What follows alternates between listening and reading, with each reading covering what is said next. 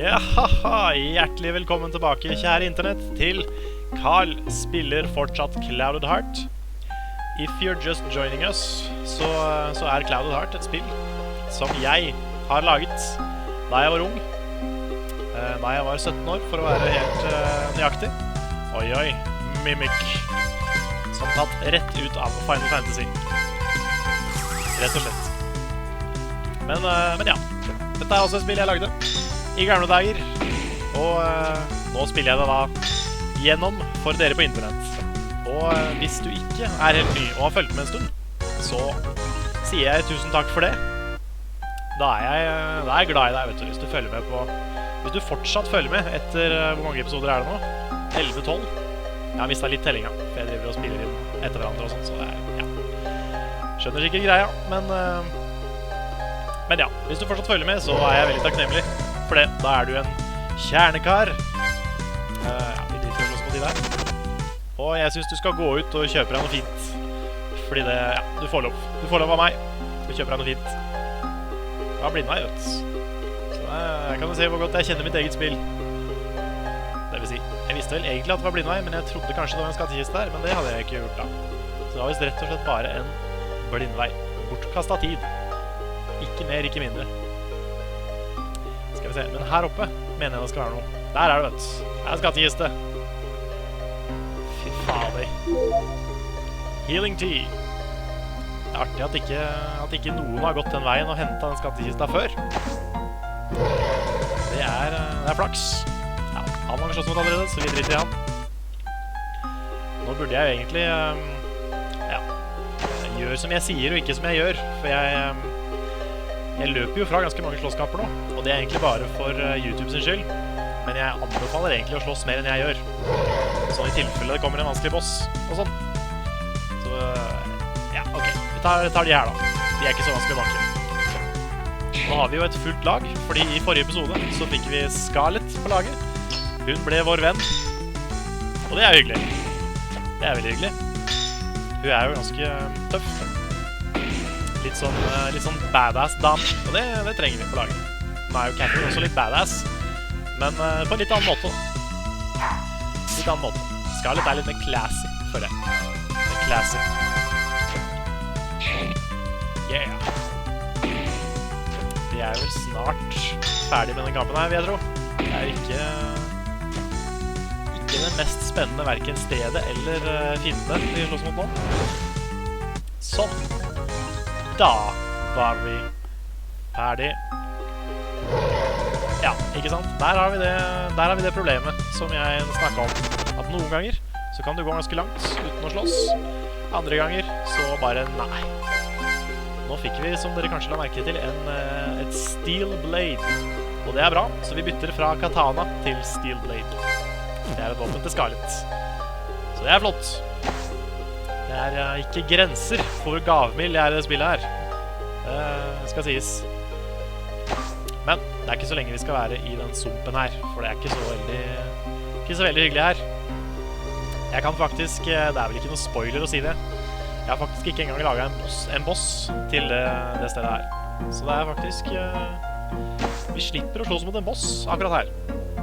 Det er faktisk ganske lenge til det kommer en boss nå, hvis ikke jeg tar helt feil. Hvis jeg husker riktig, som jeg tror jeg gjør.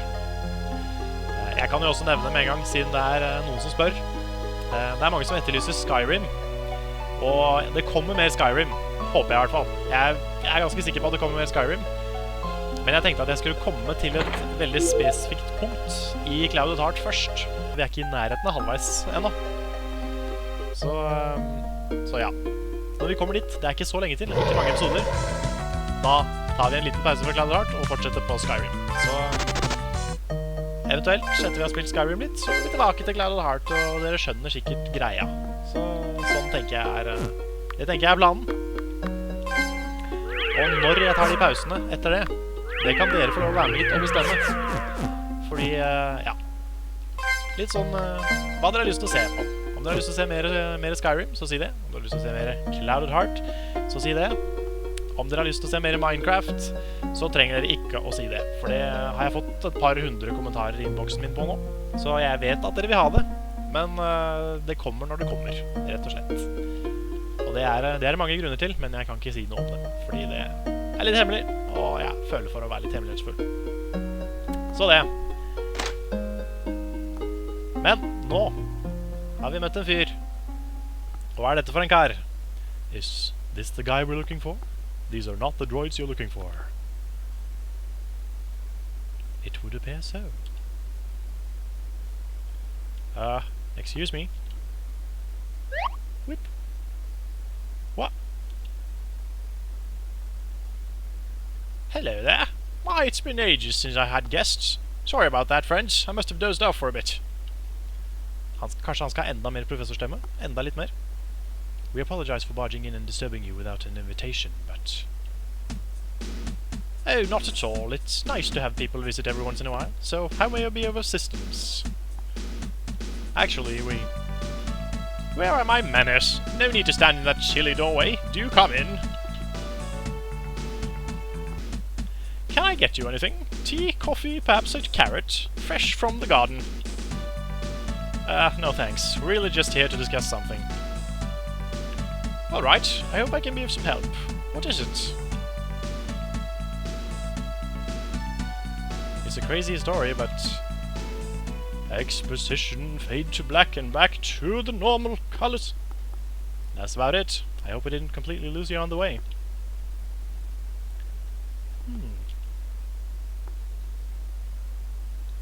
I can't believe this. Huh? Haha! All this time of theorizing by myself, and now I discover I've been right all along. Oh, this is terrific. Okay. I wish I could share your enthusiasm, but I'm confused. Of course, I apologize. You have certainly come to the right man. Allow me to fill you in. Nå får dere gjøre dere klare til en ganske lang dialogsekvens, tror jeg, så vidt jeg husker.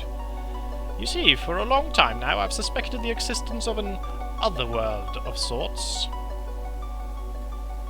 An otherworld. Indeed, a world quite identical to our own, but at the same time, different.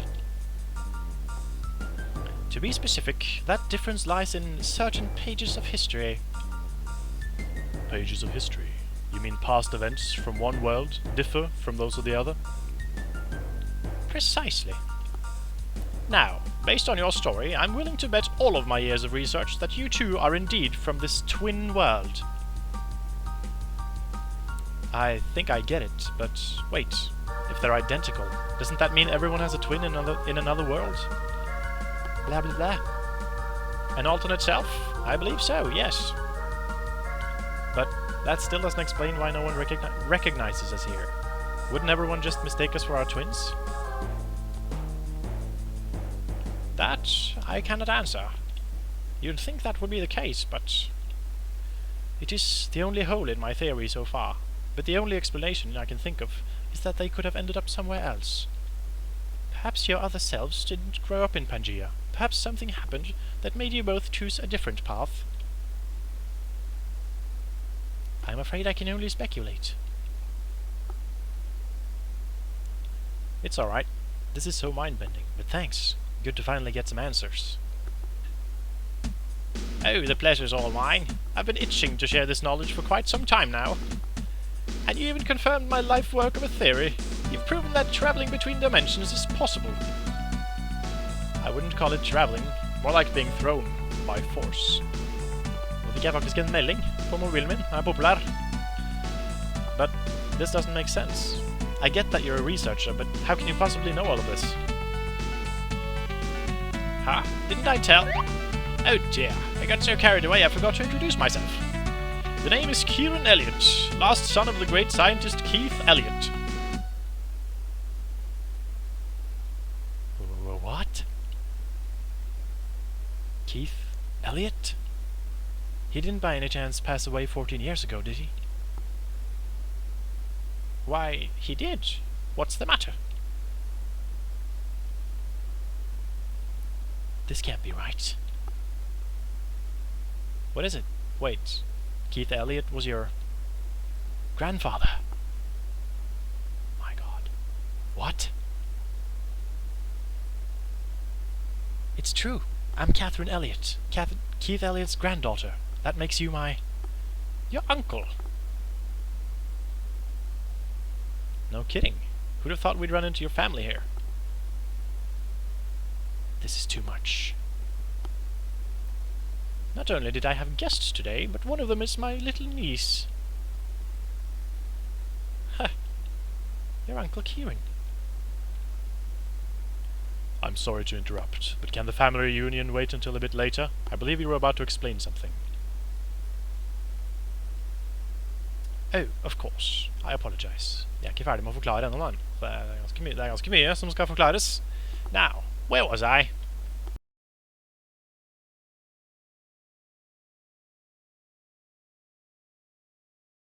Ah yes, how I managed to find out about all this.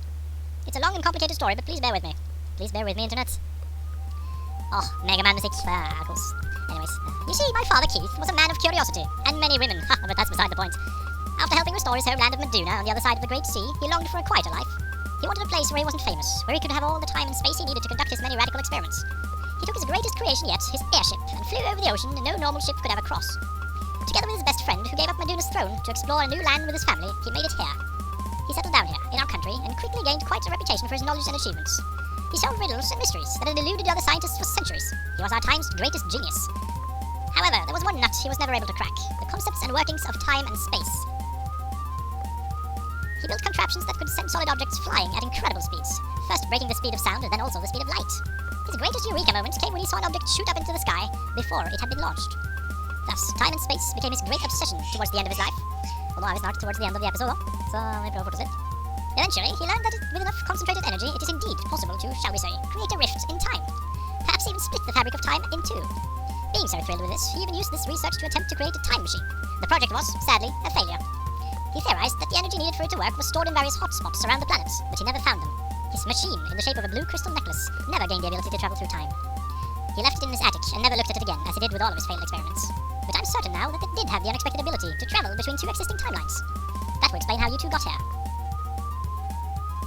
The traverse caverns must have been one of the hotspots, triggering the effect. Well, my head's spinning, but I think I get it. The necklace that Grandpa created was meant to be used for time traveling, but it was a failure and transported us here instead. Indeed. Begynner å bli sliten av stemmer. But that necklace shattered. Does that mean we're trapped here? Not necessarily. My father was confident in his theory of splitting time in two, but never had the resources to physically test it, nor the desire. This had never been done, and he feared for the effects it could have on the world, as there was only one world, one timeline at a time. Someone else must have finished the job, after his death, and after the creation of the necklace. That makes it 13 or 14 years ago at most. And that, my young friends, means that the necklace was split in two along with everything else. Yours has vanished, but its twin must still be somewhere on this side. It's just a matter of finding it. This is certainly enlightening, but I'm still puzzled. Was this Keith that amazing? To be able to research the laws of time and space? I can't even imagine how that will work. Yes, I struggle to wrap my mind around it myself. My father was truly a scientist like no other. Such irony that one of his most ambitious creations had powers that not even he was aware of. Wow, I knew Grandpa was amazing, but this is mind-blowing. I'm sorry I've talked your ears off. Yes, I have. The least I can do is offer you shelter for the night. There's a guest room upstairs. If you wish, you're all more than welcome to stay. That would be wonderful. Thank you. It's been an exhausting day. Then it's settled. Oh, it's good to have company again. I hope you all have a good night.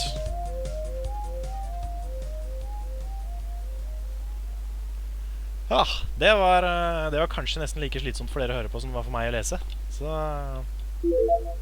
det, ja. Det tok tid. Den samtalen her det er kanskje den lengste samtalen i spillet. Kanskje. Så ja. It's getting quite late. The guest room is upstairs. Feel free to go to bed anytime. Som betyr at vi burde gå og legge oss nå. Så da. Men episoden er jo egentlig ferdig, så vi kan jo rett og slett bare ta og save her. Boom.